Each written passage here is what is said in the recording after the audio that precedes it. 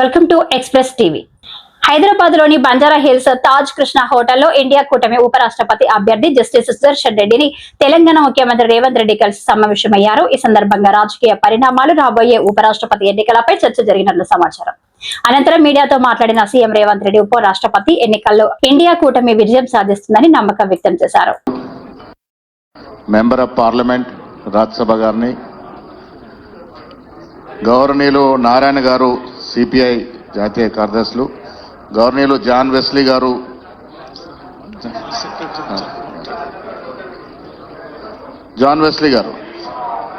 నాసర్ అహ్మద్ గారు AICC general secretary, ఉపాధ్యక్ష ఎన్నిక పర్యవేక్షణ వ్యక్తులు, జస్టిస్ సుదర్శన్ రెడ్డి గారిని ఇండియా కూటమి ఉపరాష్ట్రపతి అభ్యర్థిగా ప్రకటించిన తర్వాత మనవాడు, మన తెలుగువాడు, మనందరం అభినందించాలి. వారిని అందరూ వ్యక్తిగతంగా కలిసి వారిని అభినందించాలని కార్యక్రమాన్ని ఏర్పాటు చేసి, ఈ కార్యక్రమానికి పిసిసి అధ్యక్షులు మహేష్ కుమార్ గౌడ్ గారు అధ్యక్షత వహించి, సిపిఐ నారాయణ గారు, సిపిఎం నుంచి జాన్ వెస్లీ గారు, సహచార మంత్రివర్గ సభ్యులు, పార్లమెంట్ సభ్యులు, శాసనమండలి సభ్యులు, శాసనసభ్యులు, జస్టిస్ సుదర్శన్ రెడ్డి గారిని అభిమానించే వాళ్ళు, గౌరవించే వాళ్ళందరూ ఈ కార్యక్రమంలో పాల్గొని అందరూ ఒకతాటి మీదకి వచ్చి తెలుగు వాళ్ళందరూ కూడా జస్టిస్ సుదర్శన్ రెడ్డి గారికి అండగా నిలబడాలి అని చెప్పి ఈ కార్యక్రమంలో మనం నిర్ణయం తీసుకోవడం జరుగుతుంది. ప్రధానంగా జాతీయ రాజకీయాలలో నీలం సంజీవరెడ్డి గారు, పివి నరసింహారావు గారు, ఎన్టీ రామారావు గారు, జైపాల్ రెడ్డి గారు, వెంకయ్య నాయుడు గారు వివిధ సందర్భాలలో, వివిధ హోదాలలో జాతీయ రాజకీయాలలో క్రియాశీలక పాత్ర పోషించారు. ఈరోజు జాతీయ స్థాయిలో తెలుగు వాళ్ళ మనుగడ, ఉనికి ప్రమాదకరంగా మారిన సందర్భంలో ఇండియా కూటమి రాజ్యాంగ నిపుణుడు, న్యాయ కోవిదుడు జస్టిస్ సుదర్శన్ రెడ్డి గారిని పార్టీలకు, రాజకీయాలకు అతీతంగా ఉపరాష్ట్రపతి అభ్యర్థిగా ప్రకటించడం జరిగింది. ఇండియా కూటమి యొక్క ఆలోచనను జస్టిస్ సుదర్శన్ రెడ్డి గారు గౌరవించి ఈరోజు ఎన్నికల బరిలో దిగడం జరిగింది. వారు ఎన్నికల బరిలో రావడంతో ఎన్డీఏ కూటమికి జాతీయ స్థాయిలో ఒక బలమైన ఛాలెంజ్ను విసరగలిగినాం. ఈరోజు ఎన్నికలు జరుగుతున్నది. రాజ్యాంగాన్ని మార్చాలని, రిజర్వేషన్లను రద్దు చేయాలని ఎన్డీఏ కూటమి ప్రయత్నం చేస్తుంటే, రాజ్యాంగాన్ని పరిరక్షించాలి, పేదలకు రిజర్వేషన్లను పెంచాలి, ప్రజాస్వామ్యాన్ని కాపాడాలి అనే కూటమి ఇంకొక వైపున ఈ ఎన్నికల బరిలో నిలబడ్డారు. మన ఉపరాష్ట్రపతి గారి రాజీనామా అందరికీ ఆశ్చర్యకరం. వారి రాజీనామాకు గల ఒత్తిడి, కేంద్ర ప్రభుత్వం యొక్క వైఖరి దేశ ప్రజలందరూ గమనిస్తున్నారు. ఇలాంటి సందర్భంలో ఉపరాష్ట్రపతి ఎన్నికలకు అత్యంత ప్రాధాన్యత ఏర్పడ్డది. ఈరోజు జరుగుతున్న ఎన్నికల్లో ఒకే ఒక ఎజెండా, రాజ్యాంగాన్ని మార్చి రిజర్వేషన్లను రద్దు చేయాలనే ఎజెండాతో ఎన్డీఏ అభ్యర్థిని ముందులు పెడితే, రాజ్యాంగాన్ని పరిరక్షించడమే కాదు, రిజర్వేషన్లను పెంచాలి, ప్రజాస్వామ్యాన్ని కాపాడాలి అని చెప్పి ఇండియా కూటమి ఈరోజు జస్టిస్ సుదర్శన్ రెడ్డి గారిని ఈ ఎన్నికల బరిలో దించిండ్రు. కొంతమంది మిత్రులు కొన్ని అంశాలు ప్రస్తావిస్తున్నారు. జస్టిస్ సుదర్శన్ రెడ్డి గారు నక్సలైట్లను, జాతీయ స్థాయి నాయకత్వం మాట్లాడుతుంది, ఇక్కడ ఉన్న వాళ్ళు చిన్న చిన్న కారణాలు ఎత్తుకుతున్నారు. నేను ఒకే సూచన చేస్తున్నా, ఎన్నికలు, రాజకీయాలు, వివాదాలు మనం ఎప్పుడైనా మాట్లాడుకోవచ్చు. మన తెలుగువాడు, మనవాడు, రాజ్యాంగ నిపుణుడికి ఒక అవకాశం వచ్చింది. జాతీయ స్థాయిలో మనం ప్రతిష్ట కోల్పోతున్న సందర్భంగా తెలుగు వాళ్ళ యొక్క గౌరవాన్ని, ప్రతిష్టను పెంచే సందర్భంలో జస్టిస్ సుదర్శన్ రెడ్డి గారు అభ్యర్థిగా రావడము మనందరం ఏకతాటి మీదకి వచ్చి రాజకీయాలను మన మధ్యలో ఉన్న భిన్న అభిప్రాయాలను పక్కన పెట్టి జస్టిస్ సుదర్శన్ రెడ్డి గారికి అండగా నిలబడాలి అని చెప్పి నేను ఈ వేదిక మీద నుంచి విజ్ఞప్తి చేస్తున్నా.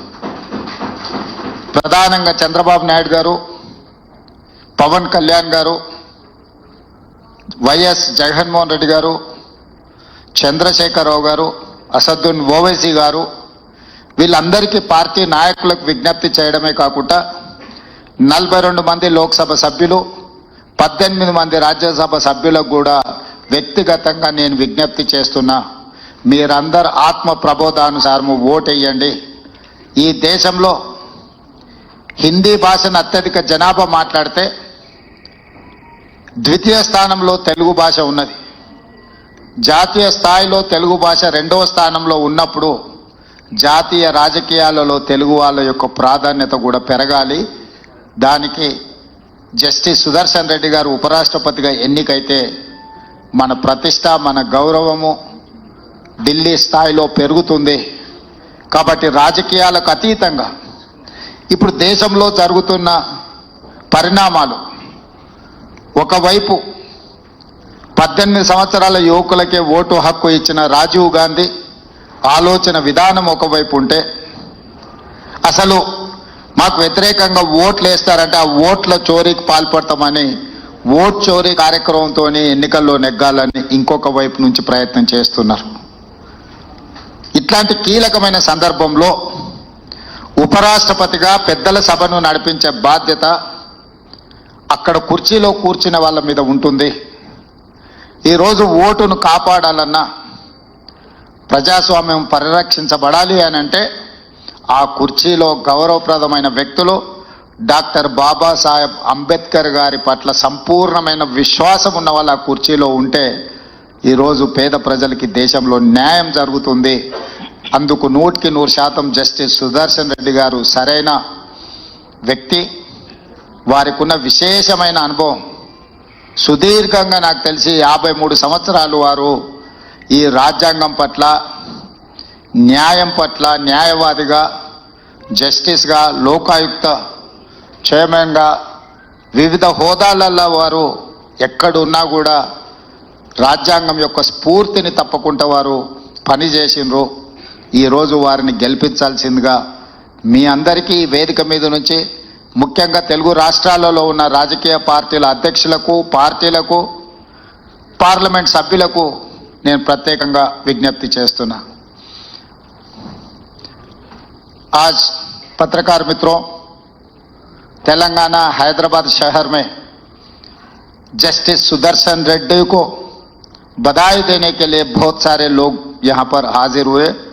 सीपीआई, सीपीएम, मेरे साथी मंत्री लोग, एमपी, एमएलसी, एमएलए और तेलुगु परिवार सब इधर हाजिर हुए. जस्टिस सुदर्शन रेड्डी उपराष्ट्रपति चुनाव में जो लड़ रहा है, हम सब लोग उनके मदद देने के लिए इधर हाजिर हुए. आज देश में बार बार आए थे राष्ट्रपति उपराष्ट्रपति चुनाव, मगर इस मौके पे ये एक अलग समय है, क्योंकि जो प्रधानमंत्री के होदा, गृह मंत्री के होदा पे संविधान को बदलने के लिए, आरक्षण हटाने के लिए जो कोशिश चल रहा है, वो रोकने के लिए, संविधान को बचाने के लिए, आरक्षण बढ़ाने के लिए आज देश में NDA alliance versus India alliance. Justice Sudarshan Reddy is not a member of any political party. He has not taken any membership in any political party. मगर संविधान बचाने के लिए वो पहला मेंबरशिप लिए. इस देश में डॉक्टर बाबा साहेब अंबेडकर जी ने जो संविधान दिए, वो संविधान बचाने के लिए पहला मेंबरशिप जस्टिस सुदर्शन रेड्डी जी ने लिए. आज इसीलिए हम सब लोग मिलकर जस्टिस सुदर्शन रेड्डी जीत में शामिल होना है. इस देश में नीलम संजीव रेड्डी जी, पीवी नरसिम्हा जी, एनटी रामाराव जी, जयपाल रेड्डी जी, वेंकैया नायडू जी, तेलुगु बोलने वाले इस देश के राजनीति में बहुत योगदान किए.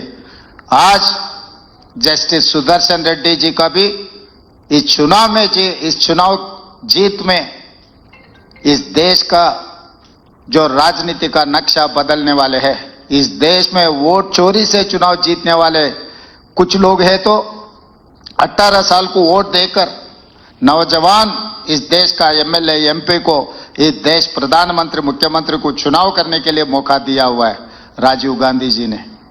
इसीलिए आज India alliance across the political parties, कोई एजेंडा कुछ नहीं है। जस्टिस सुदर्शन रेड्डी जी के लिए कोई पार्टी नहीं है, उनका पार्टी है संविधान बचाने का पार्टी। ना कांग्रेस ना कम्युनिस्ट ना किसी पार्टी से उनको कोई लेना देना नहीं है।